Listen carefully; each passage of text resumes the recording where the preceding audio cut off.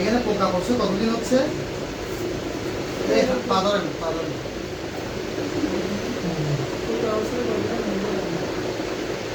আপনারা তো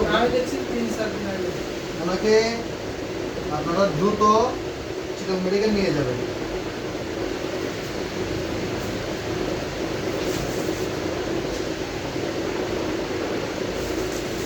বুঝছেন? চিটং মেডিকেল নিয়ে যাবেন।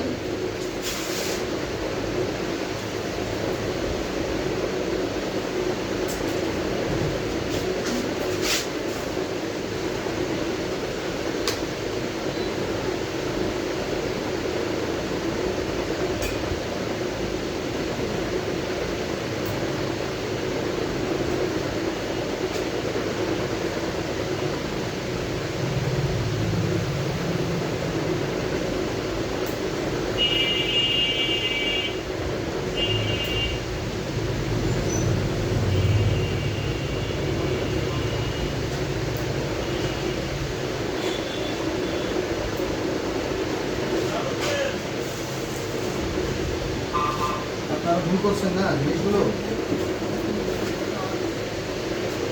ওনার মেডিসিন কোথায়? আর মেডিসিনটা নাই।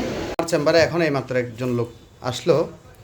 এই মানুষের এইখানে টেন্ডনের মধ্যে ইনফেকশন হয়ে ওরা চিকিৎসা করেনি। চিকিৎসা না করার পরে এক পর্যায়ে গিয়ে এখানে পোকা পড়ে গেছে।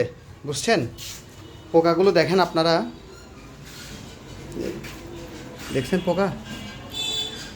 এই পোকাগুলো ওনার ওইখান থেকে পায়ের থেকে বের করলাম। এগুলো হচ্ছে পোকা।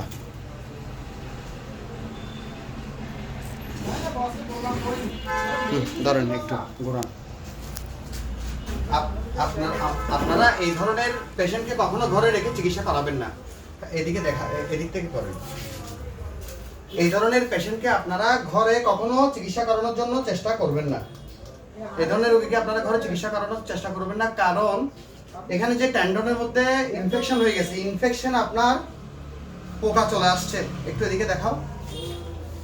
দেখছেন পোকা? কতগুলো পোকা বেরোলো। এই জন্য বলতেছি আপনারা এইগুলো বাসায় বসে ড্রেসিং না করে আমাদের মতো যারা ডিপ্লোমা নেওয়া নার্স ব্রাদার আছে আমাদের কাছে চলে আসবেন, আর না হলে সোজা চিটং মেডিকেল চলে যাবেন। কারণ আপনারা এই যে পোকাগুলো যে টেন্ডন যদি এত বড় বড় পোকাগুলো যদি টেন্ডন খেয়ে ফেলে তাহলে আপনার পাটা কিন্তু নষ্ট হয়ে যাবে। অতি তাড়াতাড়ি পা কেটে ফেলে দিতে হবে। সুতরাং আপনারা এগুলো নিয়ে বসে থাকবেন না। আমাদের মতো যারা ডিপ্লোমা নেওয়া নার্স কিংবা ব্রাদার আছে আমাদের সাথে যোগাযোগ করবেন, কিংবা টাকা পয়সা যদি অর্থ নিয়ে কোনো সমস্যা হয় তাহলে স্বাস্থ্য কমপ্লেক্সে গিয়ে যোগাযোগ করেন, নাহলে চট্টগ্রাম মেডিকেল কলেজ হসপিটালে গিয়ে আপনারা যোগাযোগ করবেন। এগুলো নিয়ে ঘরে বসে থাকার মতো এগুলো পর্যায়ে না, অনেক খারাপ পর্যায়ে চলে গেছে। ধন্যবাদ। এদিকে আসুন, পোকাগুলো একটু দেখাও। 1 2 3 4 5 6 6টা এত বড় বড় পোকা বের করলাম এই মানুষ থেকে।